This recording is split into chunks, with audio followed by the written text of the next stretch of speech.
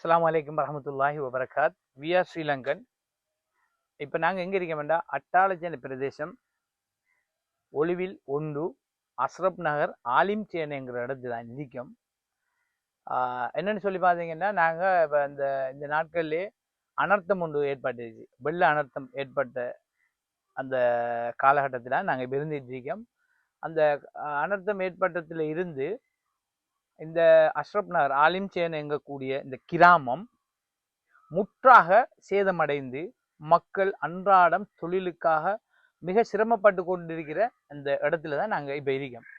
என்னன்னு சொன்னால், இப்போ மக்களுக்காக ஒரு அவசர தேவை, ஒரு வைத்தியசாலைக்கு செல்ல வேண்டி இருந்தாலும் ஒரு அந்த நோயாளியை உரிய நேரத்துக்கு அந்த வைத்தியசாலைக்கு கொண்டு செல்ல இயலாத காரணத்தினால் சில சமயங்களில் உயிர் இழப்புகளும் ஏற்பட்டிருக்கிறது.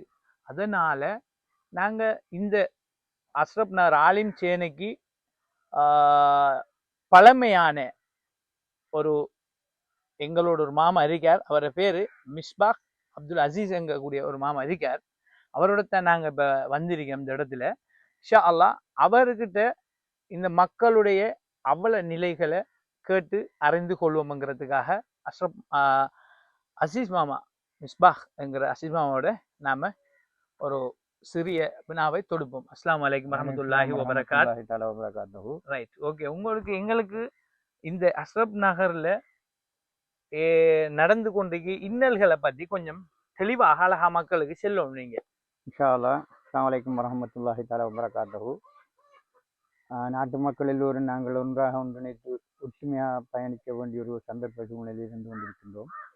அந்த வகையாக இந்த அஸ்ரப் நகர் கிராமம் என்று தற்போது கூறிக்கொண்டிருக்கின்றார்கள். இந்த கிராமம் ஒரு பழமை வாய்ந்த கிராமம். உதாரணமாக 1952 ஆண்டிலிருந்து நிரந்தர குடியிருப்பு உருவாகி 2006 ஆண்டு 3ஆம் மாதம் 1952 ஆண்டு நிரந்தர குடியிருப்பு உருவாகி அந்த மக்கள் அங்கிருந்து குடியேறினார்கள்.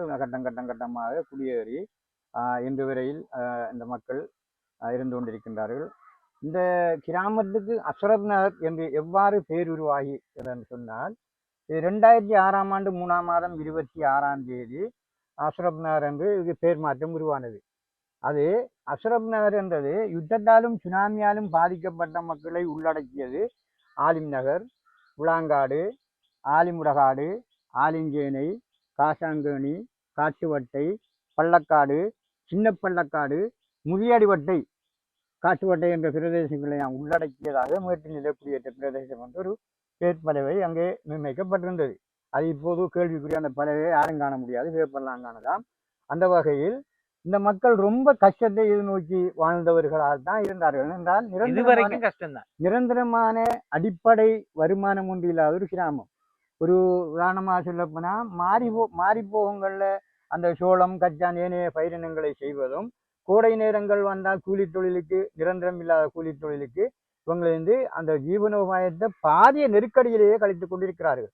அந்த வகையில் இங்கே இப்போது நாங்கள் பார்க்க போனால் 2008ஆம் ஆண்டு ஒரு வாக்காளர் பிரிவு ஒன்று உருவாகி 77 குடும்பங்கள் முதல் வாக்காளராக பதிவு செய்யப்பட்டார்கள். அப்போ அந்த நேரம் ஒலிவில் பாலமுனை என்ற எங்களுக்குள் பிரிவும் இல்லை. நாங்கள் எல்லோரும் ஒன்றிணைந்து ஒற்றுமையாக எங்களுடைய கடந்த காலங்களை நிறைவேற்றிய வரலாறு இங்கே ஒரு பொன்னெழுத்தால பொறிக்கப்பட வேண்டிய ஒரு விடயம். ஏனென்று சொன்னால், ஒற்றுமை என்பது பின்னடைவாக இருக்கின்ற இந்த சந்தர்ப்பத்தில் நாங்கள் எல்லை பிரதேசிக்கின்ற மக்கள் ஒற்றுமையாக இருந்தாலும் இப்போது இந்த கிராமம் எவ்வாறு அமைந்திருக்கின்றது என்றால், ஒலிவில் முதலாம் பிரிவு என்று அந்த ஒன்றோடு இணைந்திருப்பதால் நாங்கள் இந்த அஸ்ரப் நகர், ஈரானர் என்றெல்லாம் இப்ப சொல்லப்படுற ஆக்கள் பண்ணா கவிக்க ஒரு வேப்பிலே அந்த வகையில மெயினாக இக்கிராமம் இவ்வாறு பின்னடைவு ஏற்பட்டிருக்கிறதுக்கு காரணம் ஒலிவில் முதலாம் பிரிவோடு இது இணைந்து இருப்பதுதான். அஸ்ரப் நகர், ஈரானர் என்றால் கவிக்க போடுற வேப்பிலையை போல பயன்படுத்துறாங்க. ஏதாவது உதவி திட்டங்கள், அபிவிருத்தி வேலை திட்டங்கள் வரும்போது என்ன நடக்கண்டா, அஸ்ரப் நகர் என்ற பேரு கேட்போம். ஆனா அபிவிருத்தி என்ற அந்த பேருக்குள்ள ஒலிவில் முதலாம் பிரிவுக்கும் வேற பிரதேசங்களுக்கும் போய் இருக்கிறது எழுத்து மூலமான அதாவது சேர வேண்டிய சில நிவாரணங்களும் தான், சில பொதுநல சேவைகளும் தான் வந்தா முதல் அங்கால போய் தான் இங்கே வருதா இல்லாட்டி இங்க இங்கேயும் பெறும், பெரும்பான்மையாக அங்க போய்தான் இங்க வரும். அப்ப எப்படின்னு சொன்னா அவர் ஒலிவில் முதலாம் பிரிவு என்கிற அந்த இதுக்குள்ள இருப்பதனாலே அங்க இருக்கு. இங்கே இருக்கின்ற மக்கள் கொண்டா கல்வி அறிவில பின்னடைவு ஏற்பட்ட மக்கள் என்பதனாலே இவங்க என்ன செய்யணும்னு சொன்னா அதை சாதகமாக பயன்படுத்தி நாங்க படித்தவர்கள் என்ற ரீதியில தான் நடைமுறைப்பட்டுக்கிறாங்க. அதனால்தான் இந்த கிராமம் ஒரு அபிவிருத்தியில முன்னடைவு ஏற்படாமல் இருப்பதற்கு காரணம். மற்றது அரச நிதிகளை இங்க பங்க்ரோட் ஆக்குறாங்களாம்னு சொன்னா அதுக்கு உடந்தையானவர்களும் அவர்கள் தான். ஒளிவில் பள்ளி உலமாக்கள் என்ற போர்வையில நாங்க பார்க்கக்குள்ள அவங்களுக்கு சாதகமானவர்களை இந்த பள்ளிக்கு நிர்வாகிகளாக தெரிவு செய்து தன்னாதிக்க செயற்பாடு அது இயங்குது. அங்கிருந்து இன்று வரை பல குரல்கள் கொடுத்திருக்கிறோம், பல எழுத்து மூல நடவடிக்கைகள் எடுத்திருக்கிறோம், பல நிறைய சந்தர்ப்பங்கள் உருவாயிருக்கின்றோம். சோசியலுக்கும் இது அறிவிச்சிக்கிறீங்களா? சில சோசியலுக்கிட்டையும் இது போயிருக்குது. ஆர்ப்பாட்டங்களும் ஒரு சில செஞ்சிருக்கிறோம். அந்த பள்ளி நிர்வாகத்துக்கு எதிராக நாங்க அப்படி ஒரு பெனரூடாக ஒரு ஆர்ப்பாட்டம் செய்தோம். ஏனென்று சொன்னால் சென்ற 2024 ஆண்டு 1ஆம் மாதம் 11ஆம் தேதி பாரிய அந்த வெள்ள அனர்த்தத்தினால் அந்த வீதி உடைந்திருந்தது. இங்கே அந்த பள்ளி நிர்வாக கட்டமைப்புக்குள் இயங்குறாக்கள் என்ன சொல்லுவாங்கன்னா அதை தேவையில்லை, அது கணக்க நிதி வேணும், நாங்க சொல்ற வேலைகள் தான் செய்யணும் என்று எங்களுடைய மக்களை மனங்கடிக்கிற சூழல் இருந்ததை அவதானித்த நாங்கள் ஒன்றிணைந்து ஒரு ஆர்ப்பாட்டம் ஒன்று செய்தோம். எவ்வாறென்றால் அந்த உங்களுக்கு வெற்றி அளித்ததா? ஓரளவுக்கு வெற்றி அளித்தது. 100% இல்லை, ஒரு 80% பார்க்கலாம். புத்தாண்டு வேலை நிறைவடைவதற்கு முன்னால அடுத்த வெள்ளம் என்ன திட்டமிடல் இல்லாத அபிவிருத்தி வேலை திட்டங்கள். ஏன்னு சொன்னா இப்ப கொன்றாய்க்காராக்கள் வந்துங்கிறாங்க, அவங்க அதை குறுகிய நோக்கத்தோடு அவங்க செய்யல. அவங்களுக்கு இதை எப்படி இழுத்தடிச்ச வேலையை செஞ்சு அதுல லாபத்தை நாம் அடையணுங்கிறதான் மெயினான நோக்கம் இருக்குமே தவிர இந்த மக்கள் இதை காண. அதனால என்னண்டா இந்த மக்கள் அந்த கல்வியிலே பின்னடைவதற்குரிய சந்தர்ப்பம். இந்த பேருந்து சேவையில தானே பாடசாலைக்கு போகணுமாங்க, 5ஆம் ஆண்டு தான் எங்கே இருக்கின்றது, அதுக்கு மேல் அங்கான போகணும். இந்த மாணவர்கள் கல்வியிலே பின்னடைவதற்குரிய சந்தர்ப்பம் உண்டு. அதே நேரம் நிவாரண ரீதியில நாங்க பார்க்கும் போதும் இது அதை எடுத்துக்கிட்டு வருவாங்க. இப்போ நாங்கள் உதாரணமா இன்றைக்கு பார்க்க போனா சனத்தோ என்று ஈரானார் ஒளிவிலண்டு அஸ்ரப் நகர் பார்க்கக்குள்ள நாங்கள் இன்றைக்கு எண்ணி பார்த்து போனாலும் ஒரு 350 பேர் நாங்கள் சனத்தோ இருப்போம். ஆகவே இந்த 350 பேருக்கும் கூட பங்களிப்பு கிடைக்க மாட்டாது. அதே நேரம் குடும்பங்கள் என்று பார்க்கக்குள்ள ஒரு 100, 105, 110க்குள்ள நாங்கள் குடும்பங்கள் இருப்போம். அவங்க கொண்டு வர நிவாரணம் இந்த 110க்கும் கிடைக்காது.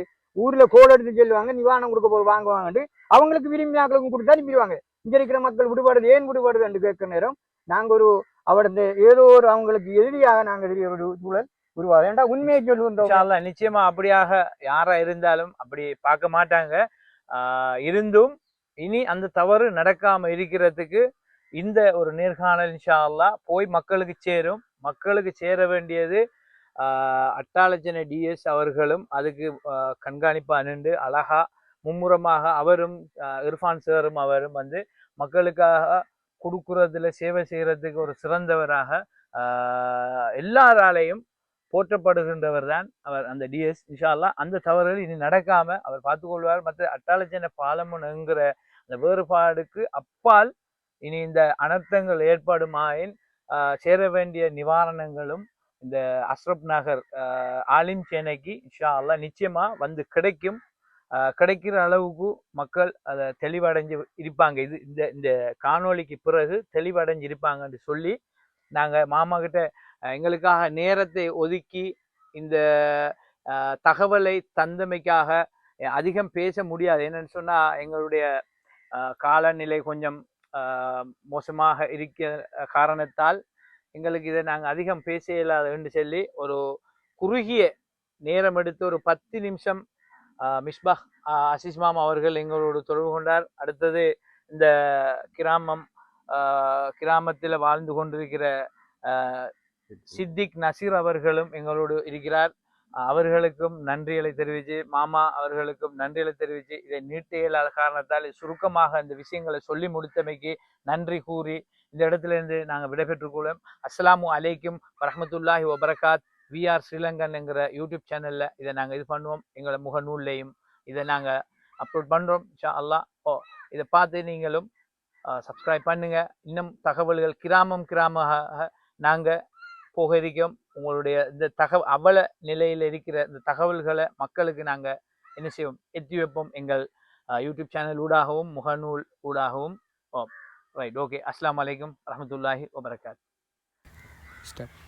அடுத்த விஷயம், இப்போ நிரந்தரமாக இருக்கிற மக்களுக்கு நிவாரண பொதிகளை வழங்குவோம் என்று வரக்குள்ள இது நிர்வாக கட்டமைப்பு இயங்குறாளுக்கு தெரிய வந்த என்ன செய்கிறாங்கன்னா இங்கே ஊரில் இருக்கிற கோல் எடுத்து இங்கே வர வச்சிருவாங்க. அந்த வர வச்சதாலே அவங்களுக்கு இதை பகிர்ந்து கொடுக்கறதாலே இங்கே நிரந்தரமாக குடியிருக்கிற மக்களுக்கு அந்த நிவாரண பொருள் சென்று போகாத வரலாறும் இங்கே இருக்கு. முழு டயரில் எழுதின விடயம் நம்மகிட்ட இருக்கு. யார் யார் எந்த நிவாரண பொதி வழங்கக்குள்ள விடுபட்டார்கள் என்பதையும் ஆணித்தரமாக நாங்கள் எழுத்து மூலம் செல்லுவோம். இந்த குடும்பங்கள் விடுபாடு வேண்டும்.